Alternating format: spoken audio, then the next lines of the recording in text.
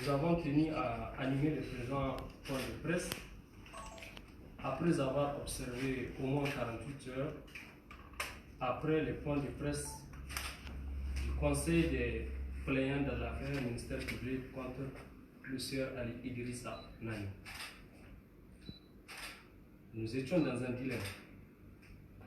Est-ce que pour un dossier privé qui oppose deux Nigériens jouissant des mêmes droits, dans le contexte d'angoisse sanitaire que vous connaissez aujourd'hui, est-ce qu'il était nécessaire ou est-ce qu'il est même nécessaire pour nous aujourd'hui de sortir pour que les justiciables nigériens confinés après 19 heures dans leurs maisons respectives, après des annonces de morts et de victimes de Covid-19, qu'elles aient droit à des points de presse ou à une situation faite par des avocats relative à une affaire privée.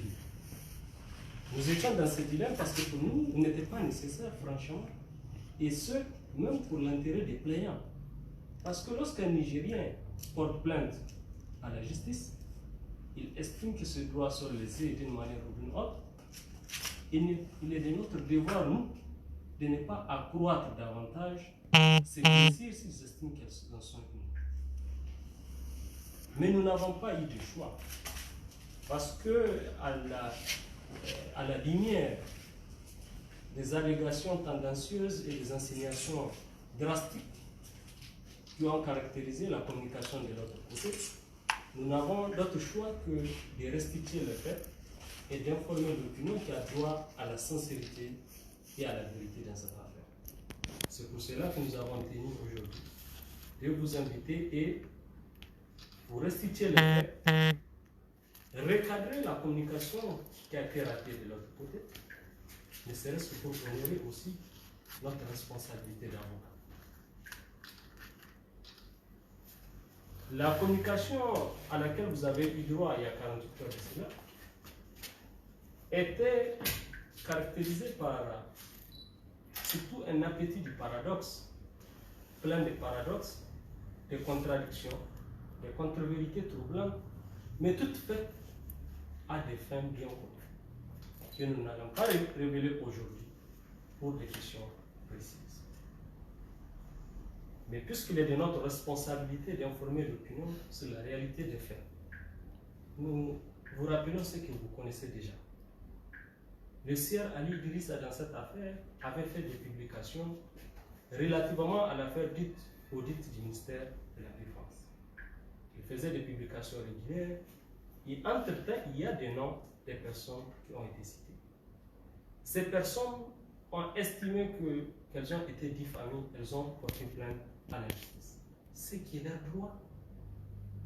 Nous ne sommes pas là aujourd'hui pour vous dire que ces personnes n'avaient pas le droit de porter plainte. Mais nous sommes là pour vous dire que ça doit rester un dossier ordinaire entre deux Nigériens. Pour cette raison-là, le sieur Ali Idrissa a passé 5 à 6 jours de garde à vue à la police judiciaire. Vous le savez très bien. Nous avons dit quand même qu'il ne fallait pas sortir pour décrier cette situation. Nous avons écrit à la CNDH. Mais nous n'avons pas voulu intervenir. Vous avez constaté que nous n'avons appelé aucun média par rapport à cette situation. Parce que nous avons estimé qu'il y a dans cette affaire quand même des plaignants qui pensent qu'ils ont saisi la justice parce qu'ils ont le droit de connaître. En tant qu'avocat, il n'était pas de notre responsabilité. Et Ali Idrissa était un acteur de la société civile.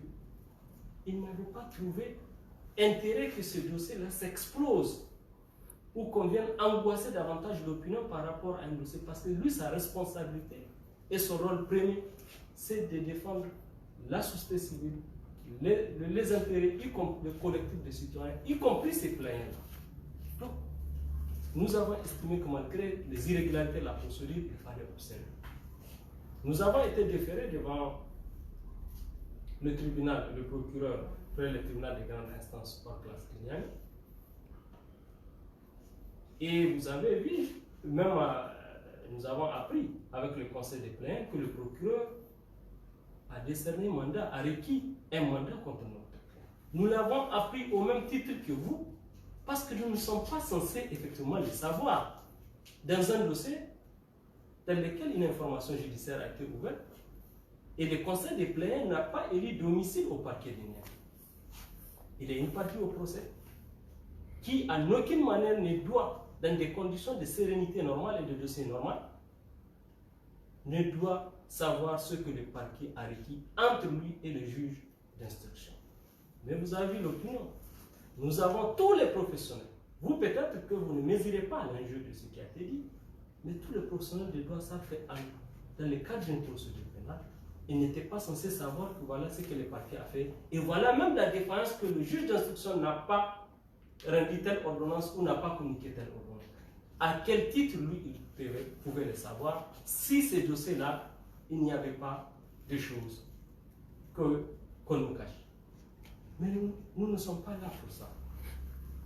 L'une des caractéristiques de la dite communication, je le disais tout à l'heure, c'est des contradictions troublantes. On vous a dit que le sieur Ali Idrissa s'est prosterné pour demander pardon. Tout ce qu'on ne vous a pas dit. On ne vous a pas dit qu'il a pleuré. Peut-être que s'il a communiqué, ou bien vous l'avez coupé. Mais c'est tout ce qui restait à vous dire qu'Ali Idrissa a mis ses mains sur la tête pour dire qu'il s'excusait. C'est amusant, c'est vrai, mais ça n'honore pas l'auteur de cette communication. À quel moment de la procédure Ali Idrissa s'est prosterné et à quel moment de la procédure Ali Idrissa a signé un procès verbal de conciliation ou dans lequel il reconnaît qu'il fallait sortir pour informer l'opinion qu'il s'excuse. Nous sommes dans le cadre d'une procédure. Et pour ceux qui connaissent l'auteur de cette communication, ils savent que d'habitude c'est quelqu'un qui tire sa communication des textes. C'est un aîné que nous respectons suffisamment. Parce que d'habitude, il tire sa communication de dispositions légales, il est très documenté, il allait vous prouver un PV. Aujourd'hui, même devant un chef du village, lorsqu'on s'entend sur quelque chose, on dresse procès verbal, a fortiori devant les parquets ou devant le juge d'instruction. On ne vous a pas prouvé par un document établi ni devant le procureur ni devant le juge d'instruction que Ali Idrissa a demandé pardon et qu'il avait pris l'engagement d'animer un point de presse pour demander pardon. Aucun document. Ensuite, contradiction pour contradiction. Pour quelqu'un qui était même surpris que Ali Idrissa soit dehors et qui reprochait même au juge d'avoir laissé Ali Idrissa dehors, lui qui était surpris de le voir pas déposé au camp pénal peut-être de Daïkana, c'est lui qui va dire à quel moment, lui, il a signé les PV qui lui permettaient d'éviter la prison comme il le préparait. Une autre contradiction. Pour ceux qui connaissent la nature de l'infraction de diffamation, s'il y avait eu un procès verbal qui obligeait le sieur Ali à sortir sur les médias et s'excuser, il n'allait pas avoir d'informations judiciaires. Dans ce cas, lui-même vous a dit qu'il y a une information judiciaire. Alors le juge d'instruction va rechercher quoi? Si le sieur Ali a déjà reconnu qu'il va sortir animer un point de presse pour dire, alors le juge d'instruction est saisi de quoi? Il est saisi de quoi pour rechercher quoi pour savoir? Il faut quand même un minimum de sérénité. Je comprends qu'à un certain stade, il est difficile d'assumer des défaites procédurales. Mais c'est aussi ça notre profession. Il ne faut jamais sous-estimer un adversaire. C'est peut-être la leçon à tirer de cette procédure. Il ne faut jamais sous-estimer un adversaire en droit. Et ça, cette procédure a administré la preuve que la défaillance procédurale, ce n'est pas de l'opinion qu'il faut sortir rattraper ce qui n'a pas été obtenu devant le juge. Il est vrai qu'il y a des causes qu'on ne peut jamais gagner devant le juge, mais qu'on peut gagner devant l'opinion. Nous comprenons, nous, en tant qu'avocats. Si ça ne tenait qu'à nous, on n'allait même pas sortir parce qu'il s'agissait en réalité de quelqu'un qui s'attendait à ce que Ali soit rasé le jour. On les rase, qu'on les place derrière pick-up et que des internautes filment pour montrer à Ali, voilà, il a été rasé, on l'a jeté au niveau de Daïkana. Dieu a décidé autrement. Parce qu'un juge d'instruction indépendant a décidé, conformément aux dispositions de l'article 131 du Code de procédure pénale, qu'il ne l'obligeait pas à les garder et les laisser en liberté. Alors, dans cette procédure, et je voudrais attirer votre attention, si vous avez des archives, vous pouvez fouiller. Tous les hommes politiques de ce pays tous les leaders politiques de ces pays, toutes tendances confondues, vous allez voir dans leur discours, ils demandent l'indépendance de la justice. Ils plaident pour l'indépendance de la justice. Mais alors, qu'on vienne aujourd'hui animer un point de presse pour vous dire qu'on regrette qu'un juge prenne son courage à mettre un juge d'instruction pour ne pas suivre peut-être la position du parquet, alors que c'est là, normalement, a été la volonté de tout le monde d'avoir des magistrats indépendants et courageux. Puisque, en réalité, à résumer dans son point de presse, on peut retenir deux choses. La première, c'est qu'on regrette, il regrette qu'un juge prenne son courage conformément à son serment et aux dispositions de l'article 131 pour laisser aller à la liberté. La deuxième des choses qu'il regrettait, semble-t-il, c'est la liberté d'Ali Idriss. On ne doit pas, nous en tant qu'avocats, nous sommes congénitalement et professionnellement liés à la liberté. Puisque nous ne pouvons pas aujourd'hui regretter la liberté d'un citoyen nigérien et de même prendre le dossier d'un citoyen pour le défendre devant un juge pour lui dire laisse-le à la liberté conformément à la présomption d'innocence. Donc, il y a vraiment des contrastes dangereux dans la dite communication. Nous n'avons pas voulu sortir à la suite de sa communication parce que nous sommes gênés dans ce dossier-là. Nous sommes gênés parce que nous avons en face des Nigériens des plaignants qui ont estimé qu'ils ont été lésés et qui ont droit à la vérité. Je vais vous le dire. Et très honnêtement, on a l'obligation d'être sincère avec l'opinion.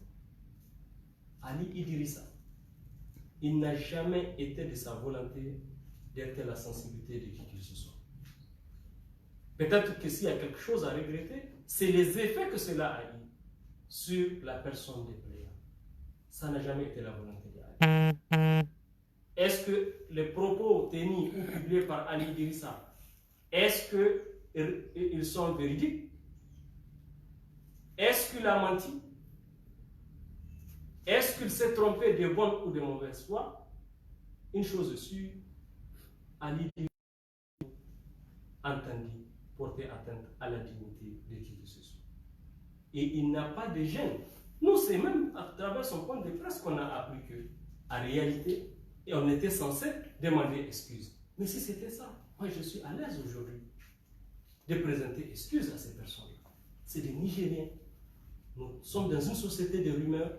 Je comprends ce qu'ils peuvent vivre aujourd'hui dans la société.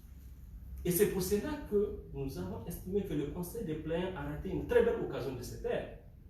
Il devait se taire, ne serait-ce que pour ses clients. Parce que continuer à traîner leur nom, à faire des menaces, n'honore pas celui avec qui vous étiez il y a 48 heures. Donc voilà, à résumer ce que nous avons pu faire. Des insignations qui contredisent les dispositions de l'article 39 alinéa 2 du règlement IMOA régissant la profession d'avocat. Parce que vous savez, l'article 39 alinéa 2 du règlement régissant la profession d'avocat, nous, les dossiers dans lesquels nous ne pouvons pas avoir le courage de notre indépendance vis-à-vis de nos clients. Lorsque dans un dossier, vous ne pouvez pas avoir l'indépendance de dire à vos clients la vérité et de leur dire que le dossier, il y a une information qui est ouverte et qu'il va falloir attendre pour ne pas enfreindre au secret d'instruction, la loi dit en pareille circonstance que vous ne devrez pas prendre une telle procédure. Deuxième disposition que je dois vous rappeler, c'est l'article 44 du règlement régissant la profession d'avocat. En toute matière, l'avocat doit empêcher de commettre aucune divulgation contrevenant au secret professionnel. Il doit notamment respecter les secrets de l'instruction en matière pénale et les secrets de l'instruction est protégé par les dispositions de l'article 11 du Code de procédure pénale. C'est à quoi vous avez eu la question. On vous a même parlé et le mot a été choisi à juste titre en disant que les avocats des plaignants ont démarché l'avocat. Les avocats de Ali Idrissa auraient démarché le conseil des plaignants. Cette communication n'honore pas son auteur. Pour qui, qu'on connaît la nature de ces infractions, de ces affaires, c'est-à-dire diffamation, il n'y a même pas de gêne. Si c'était vrai, il n'y a pas de gêne à reconnaître qu'un avocat d'un prévenu ou de quelqu'un mis en cause à approcher l'avocat pour lui dire quelles sont vos conditions pour conduire. Mais cela n'a jamais été le cas. Cela n'a jamais été le cas et vous le savez très bien. La nature de la personne qui a fait cette communication, nous, notre propre nature, nous permet de savoir que nous ne sommes pas de cette trempe. Nous n'avons approché à aucun moment, aucun avocat. Si moi je devais approcher quelqu'un, ce n'est pas lui que je devrais approcher. Il le sait très bien. Mais nous n'avons jamais tenté les retraits de plainte. Et même aujourd'hui, nous ne sommes pas pour les retraits de plainte. Pourquoi? Parce que lorsqu'un Nigérien a la soif de la justice et pense que son honneur a été atteint, il faut permettre à la justice de trancher. Nous ne sommes pas le conseil d'Ali Idrissa pour dire que les autres plaignants n'ont pas les droits. Mais nous sommes le conseil d'Ali Idrissa pour dire que l'infraction diffamation, le caractère infractionnel n'est pas là. Parce que pour qu'il y ait diffamation, il ne suffit pas de, même une information, à supposer même qu'elle soit fausse. C'est une hypothèse. Pour que déjà son notaire soit coupable de diffamation, la jurisprudence pénale, c'est vrai qu'elle est récente, on peut ne pas la connaître, parle de 4 éléments, de 3 éléments. D'abord, l'absence de conflit personnel. Il n'y a aucun conflit personnel entre Ali Idrissa et ses plaignants. Ensuite, la bonne foi de l'auteur de la publication. Est-ce qu'il l'avait fait parce qu'il savait pertinemment que ce n'était pas fondé et qu'il l'avait fait? Le juge va rechercher cet élément. Et je vous dis, pour vous de la presse, je ne ferai aucune menace. Tout ce que je veux vous demander, nous sommes dans un état de droit. Nous sommes aujourd'hui déjà suffisamment angoissés par cette question de pandémie sanitaire. À partir d'aujourd'hui, ne traînons les noms de personnes dans cette affaire du moment où le dossier est devenu judiciaire. Ni les plaignants, ni Ali Idrissa, et même ceux qui sont supposés être dans ce dossier du moment où ils bénéficient de la présomption d'innocence, je pense que moi, je requiers, s'il vous plaît, je ne vous menace pas, que tous les journalistes, que les internautes nigériens cessent de traîner les noms. Nous sommes dans un contexte qui nous oblige de nous unir face au mal commun, la pandémie sanitaire. C'est pour cela que nous n'avons pas voulu faire cette sortie-là. Et je dois rappeler, dans le chapelet des failles procédurales et surtout de la défaillance dans la communication de l'autre côté, qui a supposé même que nous, avocats, nous l'avons approché. Et que nous n'avons pas tenu notre engagement de sortir, de dire à notre client de faire un point de presse. Le règlement le règlement de notre profession est clair. Il fallait tout simplement, sous courrier par courrier confidentiel, nous écrire pour nos chers confrères. Vous avez pris l'engagement devant telle autorité, votre client n'a pas honoré, veuillez prendre les dispositions pour que votre. Aucun engagement n'a jamais été pris. Deuxième chose, c'est que nous avons des règles qui régissent toutes les procédures pénales. En sortant aujourd'hui, vous dire que X est innocent ou Y est innocent, c'est qu'on dévance la procédure. On dévance la procédure puisque dans cette affaire, n'oublions pas quand même qu'il y a un dossier principal qui est aujourd'hui au niveau des autorités judiciaires. Tout le monde est présumé innocent, mais moi je ne suis pas un juge pour dire qui est innocent, qui est coupable. Et il me semble que dans la publication d'Ali Idrissa, il n'a jamais dit que ces personnes-là, ces deux plaignants-là sont coupables. Il ne l'a jamais dit. Il a utilisé des mots qui ont été interprétés par des gens, et c'est sûrement ce qui a préjudicié ou ce que les plaignants n'ont pas apprécié et qui les a motivés à porter plainte. Ali Idrissa n'a jamais, il n'est pas de sa compétence de dire que X ou Y est coupable. Donc le débat doit être clos. Il doit être clos. À notre niveau, on doit laisser la justice faire son travail. On doit faire confiance à la justice. On ne doit pas regretter qu'un juge prenne son indépendance ou respecte son serment en laissant Ali Idrissa libre. On ne doit pas, en tant qu'avocat, regretter qu'un justiciable nigérien soit libre parce que c'est Ali Idrissa.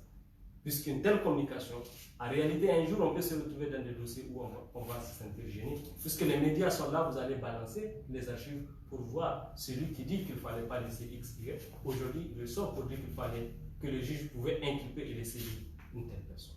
Nous n'avons jamais, lorsque le jour où on est sorti du tribunal, nous n'avons jamais dit. Nous n'avons pas voulu faire de commentaires. Nous vous avons demandé juste de constater qu'Ali Idriss est avec nous, il est libre, il passe la nuit à la. Et ce que nous avons dit est hautement significatif. Puisqu'il y a eu des choses que mon serment m'empêche de dire. Nous sommes des avocats, nous respectons notre serment, nous respectons notre déontologie. Et c'est pour cela qu'aujourd'hui nous avons voulu faire un point de presse très mesuré. Mais si de l'autre côté, on pense encore qu'on va sortir d'autres choses, nous allons sortir et vous allez comprendre que nous avons l'énergie et nous n'avons jamais craint, nous n'avons jamais peur d'une bataille judiciaire. Si vous voulez la bataille judiciaire, on l'a fait.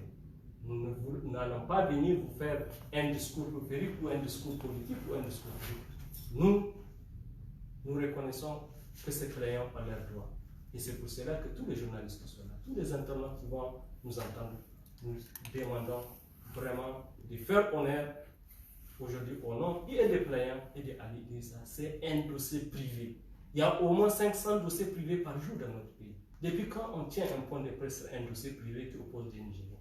Donc, vraiment, voilà. Nous avons tenu à dédramatiser cette procédure pour que vraiment que vous compreniez qu'il n'y avait pas.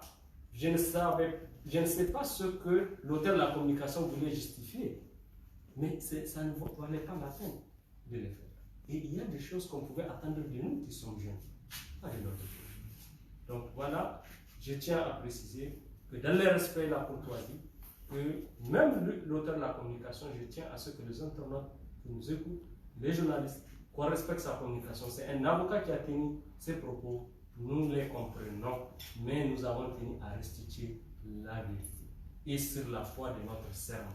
Ali Idrissa, je ne vois pas ce que Ali Idrissa va nous donner pour violer notre serment. C'est pour cela que tout à l'heure nous avons visé la disposition de l'article 39 alinéa 2 du règlement. Parce qu'on doit empêcher un avocat, c'est d'abord l'indépendance. Quelle que soit la nature du client, on ne doit pas céder à sa pression pour donner l'opinion, pour chercher à plaire ou à contre. Il fallait tout simplement respecter la justice. Laisser le juge qui est saisi d'une affaire, le juge, les parquets avec le juge, c'est une affaire qui ne concerne pas les avocats. Voilà à résumer ce que je tenais à dire. Et mon excellent confrère va aborder d'autres questions sur un juge nécessaire. Après, vous allez apprécier. Merci et que vraiment les uns et les autres comprennent. Vous avez les deux versions. Vous êtes libre de choisir laquelle vous voulez. Nous n'avons aucun pouvoir pour vous faire accepter ce que nous avons dit. Mais je vous ai dit, c'est la foi de mon serment. Merci. Merci.